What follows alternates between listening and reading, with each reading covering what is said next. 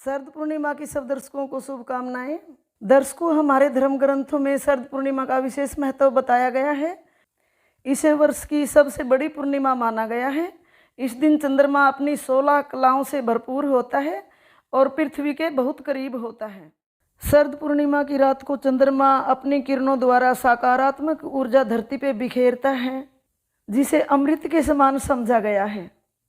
हमारे वेद पुराणों में शरद पूर्णिमा को कोजागिरी पूर्णिमा, रास पूर्णिमा और कौमुदी पूर्णिमा के नाम से भी जाना जाता है। कोजागिरी पूर्णिमा इसलिए कहा गया है क्योंकि इस दिन धन की देवी माँ लक्ष्मी भगवान विष्णु के साथ गरुड़ पे सवार होकर रात्रि में विचरण करती है और यह देखती है कि कौन भगत जाग रहा है और पूजा अर्चना में लीन है।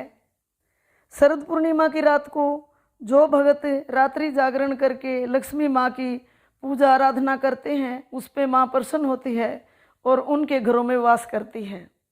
इस रात को चंद्रमा की पूजा भी की जाती है। अर्घ देते हुए मंत्रों का जाप किया जाता है। देश के कुछ हिस्सों में शरद पूर्णिमा को लक्ष्मी माँ के जन्मदिन के रूप में मनाया जाता है। कहते हैं कि समुद्र मंथन के बाद शरद पूर्णिमा के दिन लक्ष्मी माँ का प्रकट्य हुआ था पृथ्वी पर। शरद पूर्णिमा को रास पूर्णिमा इसलिए कहा जाता है क्योंकि इस दिन भगवान श्री कृष्ण ने गोपियों के संग रास लीला को प्रारंभ किया था। चंद्रमा की किरणों को रास लीला का संदेश वाहक के रूप में माना जाता है। चंद्रमा की किरणों ने श्री कृष्ण के मुख को इतना तेज दिया था कि तीनों लोकों में उजाला हो गया था। दर्शकों, हमारे ऋषि मुनियों ने शरद पूर्णिमा की रात को चांद की चांदनी में रखी हुई खीर को ग्रहण करने का विशेष महत्व बताया है। शरद पूर्णिमा की रात को चंद्रमा की 16 कलाओं में सकारात्मक ऊर्जा समाहित होती है। खीर दूध और चावल के साथ बनती है, इसलिए कहा गया है कि दूध और चावल में जो तत्व मौजूद होते हैं, उनमें चंद्रमा की किरणों को ग्रहण करने की अधिक क्षमता होती है। चंद्रमा की किरणें उस खीर को औषधीय गुणों से भरपूर कर देती है। दर्शकों, खीर कैसे तैयार की जाती है ये मैं आपको बताने जा रही हूँ। हमें गाय का दूध लेना है और चावल लेने हैं। खीर सिर्फ चावल की ही बनाएं, सूजी वगैरह की न बनाएं। इसमें हमें गाय का घी डालना है, सूखे मेवा और केसर भी इसमें शामिल करना है। तैयार होने के बाद खीर को हमें चांदी के पात्र में डालना चाहिए। यदि हमारे पास चांदी का पात्र नहीं है तो हम कांसे के पात्र का यूज़ भी कर सकते हैं। और इस खीर में एक चांदी का कोई टुकड़ा या कोई चांदी का सिक्का हमें बिल्कुल साफ करके डालना चाहिए। खीर को हमें ऐसे स्थान पर रखना चाहिए जहाँ चंद्रमा की किरणें सीधी पूरी रात खीर के ऊपर पड़े और उसको हमें छलनी से ढक देना चाहिए ताकि कोई कीड़ा मकोड़ा या कोई बिल्ली वगैरह इसको टच ना कर सके। चांदी के पात्र में रखने से या चांदी की वस्तु इसमें डालने से खीर की रोग प्रतिरोधक क्षमता दुगनी हो जाती है दर्शकों, और यह एक दिव्य औषधि बन जाती है।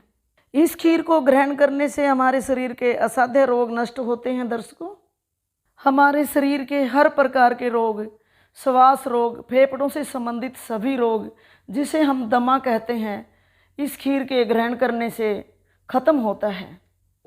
हाई बीपी, हृदय रोग और मधुमेह जैसे रोगों को भी ठीक करने के लिए ये खीर चमत्कारी औषधि मानी गई है। शरद पूर्णिमा की रात को अगर हम जागरण करें तो अच्छा है दर्शकों। सुबह ब्रह्म मुहूर्त में 4 बजे उठकर स्नान आदि करके हमें भगवान विष्णु और माँ लक्ष्मी का पूजन करना है। फिर इस खीर का भोग लगाते हुए इसका कुछ अंश गौ माता के लिए निकालना है। उसके बाद हम इसे अपने घर के हर सदस्यों को खाने के लिए देते हैं। और खीर को प्रयोग करने से पहले सभी सदस्यों को स्नान आदि कर लेना चाहिए और पूजन भी करना चाहिए। शरद पूर्णिमा की रात को चंद्रमा की किरणों के सामने रखी गई खीर को हमारे वैज्ञानिक भी एक चमत्कारी औषधि मानते हैं। इस रात चंद्रमा की किरणों में अद्भुत शक्ति होती है। यदि हम चंद्रमा की तरफ एकटक देखते हैं और सुई में धागा पिरोने का अभ्यास बार बार करते हैं तो इससे हमारी आँखों की रोशनी बढ़ती है। और दर्शकों, यदि गर्भवती स्त्री अपनी नाभि पे ये किरणें ग्रहण करती है तो संतान स्वस्थ और यशस्वी पैदा होती है। हमारे धर्मशास्त्रों में लिखा है कि लंकापति रावण शरद पूर्णिमा की रात चंद्रमा की किरणों को अपनी नाभि पे ग्रहण करता था और इस विधि से रावण असीम शक्ति और यौवन को फिर से प्राप्त करता था। कहते हैं कि रावण के प्राण उसकी नाभि में थे और यही बात विभीषण ने श्री राम को बताई थी कि यदि आप रावण की नाभि पे प्रहार करोगे तो ही इसकी मृत्यु संभव है। इस दिन व्रत और पूजन का बड़ा महत्व बताया गया है। यह देवताओं का दिन होता है। यदि हम माँ लक्ष्मी और भगवान विष्णु का पूजन करते हैं तो इस दिन हमारे ग्रहों पर चंद्रमा का विशेष प्रभाव पड़ता है और वह मजबूत होते हैं। शारीरिक और मानसिक शक्ति प्राप्त होती है। भविष्य में आने वाले कष्टों का निवारण होता है। शरद पूर्णिमा का दिन शुभ और चमत्कारी माना गया है। इस दिन व्रत करना बहुत अच्छा माना गया है।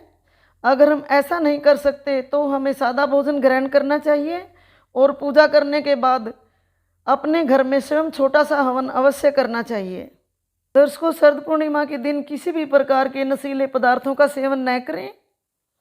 भगवान विष्णु और माँ लक्ष्मी की पूजा करें। भगवान विष्णु और माँ लक्ष्मी और चंद्रमा की पूजा करने से शरीर की हर प्रकार के रोग और व्याधियां मिटती हैं और मनवांछित फल प्राप्त होता है। दर्शकों, आसोज मास की शरद पूर्णिमा हमारे लिए भगवान की तरफ से दिया गया एक दिव्य उपहार है जिसको हम ग्रहण करके जीवन में सुख समृद्धि प्राप्त कर सकते हैं।